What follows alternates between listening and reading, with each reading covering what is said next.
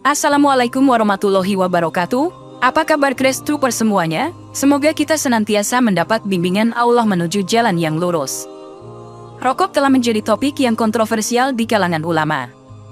Pendapat-pendapat mengenai hukum merokok beragam, dengan beberapa ulama membolehkannya, ada yang memakruhkannya, dan ada pula yang mengharamkannya. Perbedaan pendapat ini telah memicu diskusi dan perdebatan panjang di kalangan cendekiawan agama. Para ulama memiliki pendekatan dalam menetapkan hukum suatu perbuatan. Dalam konteks merokok, ulama telah mencari-cari dalil yang dapat memperkuat pendapat mereka masing-masing.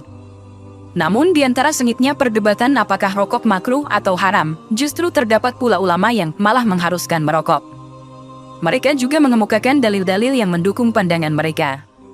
Bagi para perokok, mungkin ini menjadi angin segar bagi mereka, karena seolah-olah tindakan ini adalah wajib, dan melakukannya bisa mendatangkan pahala. Namun dalam hal ini, penting untuk mencatat bahwa terdapat perbedaan pendapat di kalangan ulama dan tokoh-tokoh agama mengenai hukum rokok.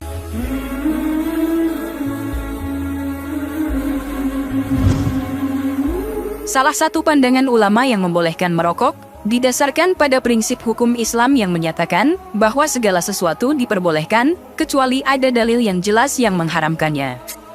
Dalam konteks ini, beberapa ulama berpendapat bahwa merokok tidak secara eksplisit diharamkan dalam kitab suci Al-Quran atau hadis-hadis Rasulullah. Sejumlah ulama yang membolehkan merokok berargumen bahwa tidak ada dalil yang tegas dan jelas yang menjelaskan bahwa merokok secara khusus diharamkan dalam agama Islam. Mereka berpendapat bahwa jika suatu perbuatan dianggap haram, maka harus ada dalil yang tegas yang mengharamkannya. Kedua, sebuah argumen yang sering diajukan oleh ulama yang membolehkan merokok adalah penafsiran yang salah mengenai hadis tentang tembakau yang berasal dari kencing iblis. Mereka berpendapat bahwa hadis tersebut tidak secara spesifik mengharamkan tembakau, melainkan mengacu pada kebiasaan masyarakat pada saat itu yang mempergunakan tembakau dengan cara yang tidak semestinya, seperti mengunyah atau menghirupnya dengan cara yang tidak lazim. Oleh karena itu, penafsiran palsu terhadap hadis tersebut tidak bisa dijadikan dasar untuk mengharamkan merokok secara keseluruhan. Ketiga, sejumlah ulama yang membolehkan merokok juga mengemukakan argumen bahwa tembakau tidak memiliki potensi memabukkan. Mereka berpendapat bahwa efek merokok yang disebabkan oleh nikotin adalah rangsangan, bukan pemabukan. Oleh karena itu, merokok tidak dapat dikategorikan sebagai perbuatan yang haram, karena tidak melanggar prinsip dasar hukum Islam yang melarang pemabukan. Sejumlah ulama salaf justru menghalalkan rokok dan menolak pendapat ulama yang mengharamkan. Misalnya Syekh Abdul Ghani Al-Nabilisi, pengikut mazhab Hanafi. Syekh Abdul Ghani Al-Nabulsi dalam kitab Muntahabat Al-Tawarikh li Dimashqi, beliau menjelaskan dalam syairnya bahwa rokok memiliki aroma dan rasa yang melebihi kasturi dan tidak diharamkan dalam agama. Beliau juga menyebutkan bahwa rokok tidak termasuk najis.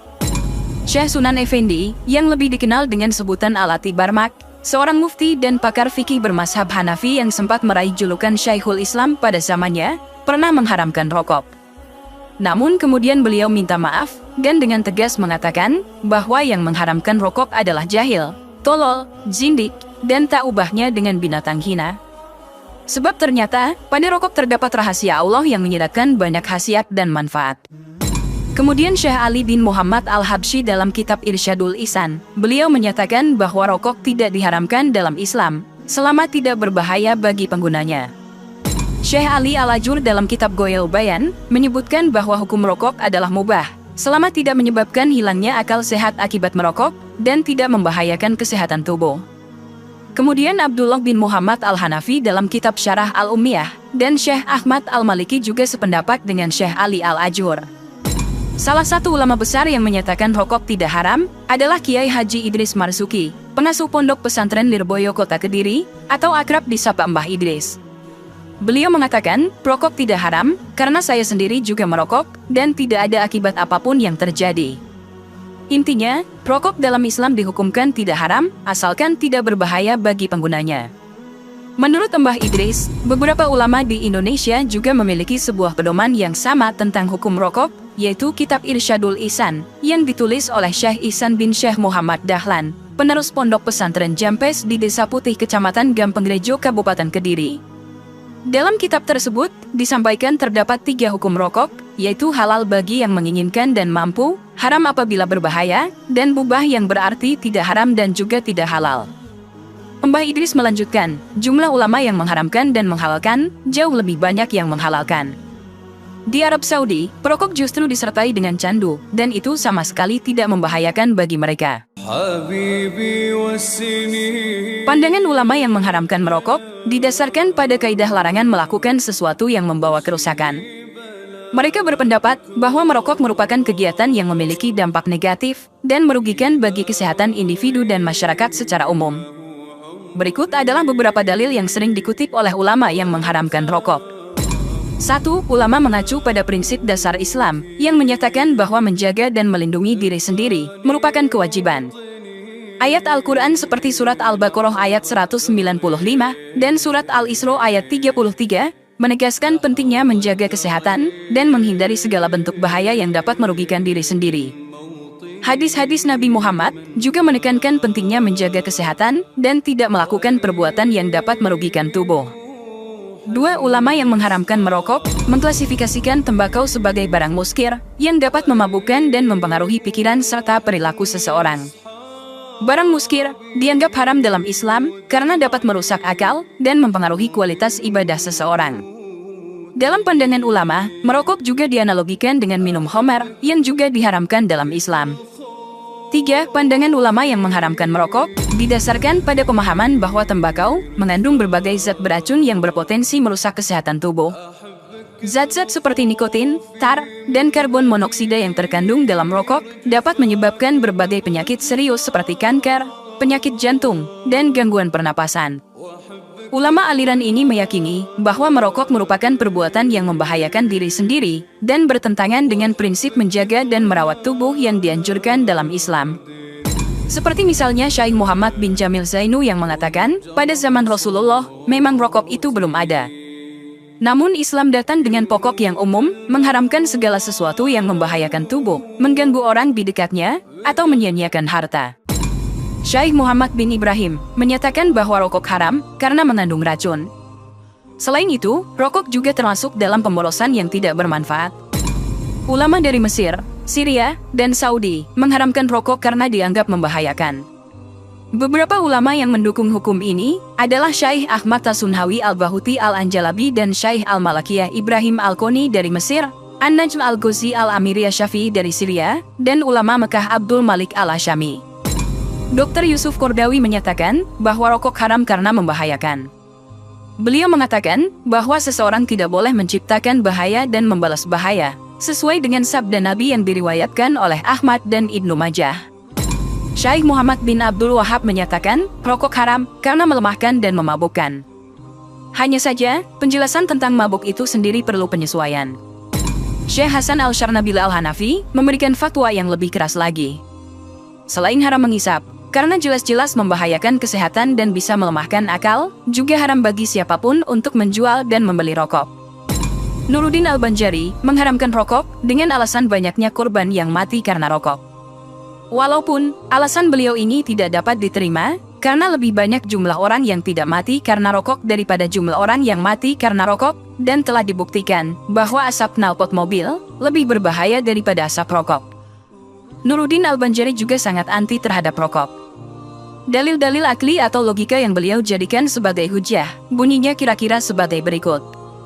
Tembakau pernah disajikan kepada anjing dan kucing, tetapi anjing dan kucing enggan untuk memakannya, itu menunjukkan bahwa tembakau itu menjijikkan. Namun, Nuruddin Al-Banjari pernah berguru pada beberapa syekh yang terkenal perokok, di antaranya Syekh Yasin Al-Fadani, seorang sufi yang ahli dalam ilmu hadits, bahkan dijuluki sebagai musnid ad-dunya oleh murid-murid beliau, seperti Dr. Ali Jum'ah yang menjabat sebagai mufti Mesir. Berikut ini adalah kutipan singkat dari beberapa ulama dari 4 mazhab dalam majalah Al-Furqan, tahun 6 edisi 9 Rabiul Tsani 1428 Hijriah, yang mengumpulkan ulama yang mengharamkan. Beberapa ulama mazhab Syafi'iyah, seperti Ibnu Alan dan Abdurrahman Al-Ghazi, menyatakan dengan tegas bahwa merokok itu haram. Kemudian mayoritas ulama mazhab Malikiyah melarang merokok secara tegas, dengan alasan bahwa rokok menyebabkan kemalasan dan kelemahan. Lalu ulama mazhab Hanafiyah seperti Muhammad Al-Aini dan Muhammad Al-Hawajah juga menulis tentang haramnya merokok.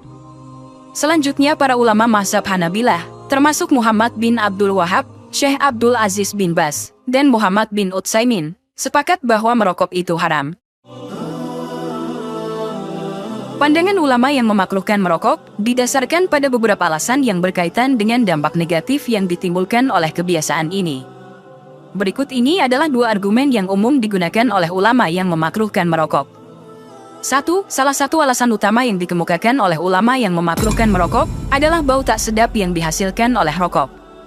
Bau asap rokok dapat menyebabkan gangguan bagi orang di sekitar perokok, terutama bagi mereka yang sensitif terhadap bau tersebut, seperti orang-orang yang memiliki gangguan pernapasan atau alergi. Dalam pandangan ulama, merokok yang menghasilkan bau yang mengganggu orang lain adalah perbuatan yang tidak baik dan dapat menciptakan ketidaknyamanan sosial. Oleh karena itu, mereka menganggap merokok sebagai perbuatan yang makruh, diharapkan untuk dihindari.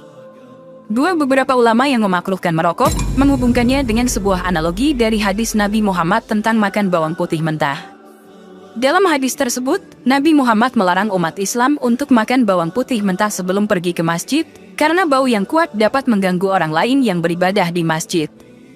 Pandangan ulama yang memakruhkan merokok ini memiliki tujuan untuk menjaga harmoni sosial dan menghindari potensi gangguan atau ketidaknyamanan yang ditimbulkan oleh kebiasaan merokok. Syekh Abu Sahal Muhammad bin Al-Waiz Al-Hanafi mengatakan bahwa kemakruhan merokok disabitkan dengan dalil yang pasti, sedangkan keharamannya justru disabitkan dengan dalil yang tidak pasti. Nahdlatul Ulama menganggap rokok sebagai makruh, bukan haram. Dalam pandangan PBNU, makruhnya merokok terkait dengan tingkat bahaya yang relatif dan tidak signifikan. Mereka berpendapat bahwa ada orang yang mampu merokok tanpa membahayakan dirinya, sementara orang lain bisa menjadi sangat rentan terhadap bahaya rokok, seperti TBC.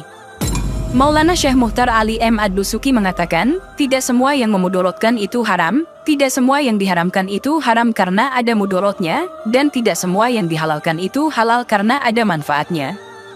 Syekh Muhtar juga mengingatkan bahwa tidak semua yang menjijikkan itu haram, buktinya Rasulullah enggan memakan daging dop. Ketika para sahabat bertanya, apakah daging dop itu haram? Beliau menjawab, tidak haram, tapi saya tidak selera atau merasa jijik. Salah satu narasi yang sering disebut sebagai dalil yang mengharuskan merokok berasal dari sebuah kisah yang melibatkan seorang wali atau orang soleh yang mengalami penyakit tertentu. Dalam kisah ini, Rasulullah disebutkan memberi nasihat kepada wali tersebut untuk merokok sebagai salah satu cara untuk sembuh dari penyakit yang dideritanya. Syekh Yusuf bin Ismail Nabhani dalam kitab Jawahirul Bihar meriwayatkan kisah seorang wali bernama Syekh Ahmad bin Abdul Aziz Al-Maghribi yang sering bertemu dengan Nabi dalam keadaan tidur maupun terjaga. Ketika beliau sakit parah, beliau bertanya kepada Rasulullah tentang hukum merokok. Rasulullah diam, kemudian berkata, hendaknya kau merokok agar engkau sembuh. Setelah merokok, beliau benar-benar sembuh, bahkan menikah lagi dengan putri seorang gubernur. Syekh Ahmad bin Abdul Aziz Al-Maghribi, yang senantiasa menjumpai Rasul dan bertanya tentang rokok dan ternyata mendapat perintah untuk menghisapnya, adalah seorang pemuka kenamaan dan tokoh kepercayaan pada masanya, dan seorang wali besar di masanya. Menurut Gus Dur, fatwa haram merokok justru akan menciptakan banyak pengangguran. Dia mengatakan, dengan adanya fatwa tersebut dapat membuat pengangguran semakin bertambah, karena MUI tidak melihat secara luas. Merokok itu tidak haram, melainkan sunnah. Seorang wali besar, Al-Arif Billah Syekh Ihsan Jampes Kediri, adalah seorang ulama bertaraf internasional, yang kitabnya dijadikan rujukan di Timur Tengah dan Mesir, pernah menulis dengan sangat baik mengenai perbedaan pendapat tentang rokok setebal 53 halaman, meskipun beliau sendiri adalah seorang perokok.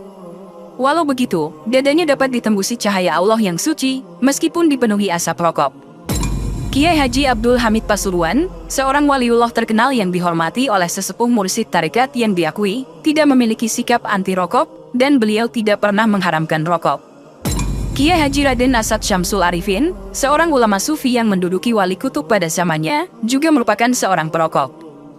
Namun, apakah pandangan beliau ini akan menyebabkan beliau masuk neraka, hanya karena berpendapat bahwa merokok tidak haram? Tentu saja, siapapun yang mengetahui tentang kemasyhuran Kiai Haji Hamim Jazuli, dan juga mengenal Alimul Arif Billah Syekh Muhammad Zaini Abdul Ghani, Tuan Guru Ijai Al-Aidus Martapura Kalimantan Selatan, mereka adalah seorang wali mursyid terkenal yang sering dikunjungi oleh ulama dan habaib dari berbagai belahan dunia. mereka juga merokok. Kesimpulannya, perbedaan pendapat di antara para ulama merupakan fenomena yang umum dalam dunia keilmuan Islam dan sudah ada dari zaman dahulu. Hukum rokok dalam Islam memang sangat unik karena di kalangan fuqaha dan ahli tasawuf berbeda pendapat dalam memvonis hukumnya. Mereka semua berijtihad sesuai dengan kapasitas keilmuan mereka dalam melihat ilat hukum suatu perkara. Semoga dapat bermanfaat untuk kita semua. Wallahu a'lam bishawab. Wassalamualaikum warahmatullahi wabarakatuh.